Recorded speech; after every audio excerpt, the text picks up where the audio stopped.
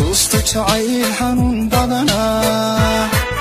أنا حسنا حسها عاشقا حنوه قدي قد حتريانو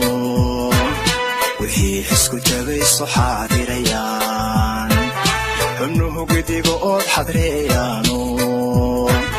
وهي حسكو جبي صحادي ريان gacaliso ma hayo eray aan ku faahfaahiyo jacaylka aan ku qabo maxaa yeelay waxaan haystaa qof aad khatar u ah oo wax fahmayso xitaa haddii aan aamusanahay maalin walba waxaan la kulmaa dad badan imana fahmaan balse adiga waxaa noqotay qofka keliya ee i fahmaayo mana jeclaan wax aniga i quseeyo inay dad ila wadaagaan laakiin adiga naftayda ayaa diyaar ku ah wax walba inaad ila wadaagto gacaliso jacaylka aan ku qabo ma aha wax la dhalisan karo oo dheel noqon karo murugada iyo walbahaarka ay haysto waxa iiga daran markastoo aan indhaha aan isku qabanayo sawirkaaga ayaa la hor keenaa kadibna waan soo baraarugaa aad ayaan u xanuunsadaa indhahayga ilin ayaa soo istaagto waxaan ka baqayaa in nolosha aan xariiri ku dhammaysan doono maxaa yeelay qof aan adiga ahayn iima muuqdo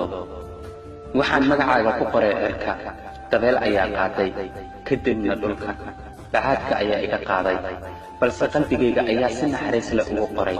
weligiisna wuu ku qornaan doonaa mana laga yaabo in uu ka baxo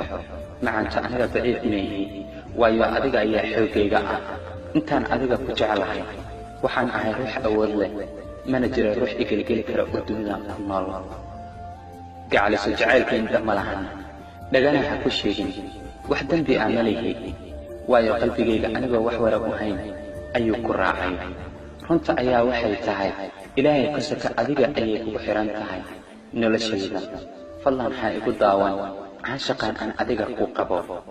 waxaad igu abuurtay dareen aanan weligay hore u arag mar walibana xaggaaga ayaan ahay habeen iyo maalin waxaan ka fikiraa misna aan isweydiiyaa inaan ku helo doono iyo in kale qalbigaygu wuxuu aad ula qashuucsan yahay jacaylka aan adiga ku qabo indhahaygu waxay aad ula yaaban yihiin oo mar kasta u sawiraan waa muuqaalkaaga dhagahayguna cod kasta ay maqlaan waxay moodaan kaaga weligay waan ku jeclaa jacaylkaaga dartiisa waxaan u huray nafsadayda sidii aan adiga kugu raaligelin lahaa ama mar walibana aan kugu qancin lahaa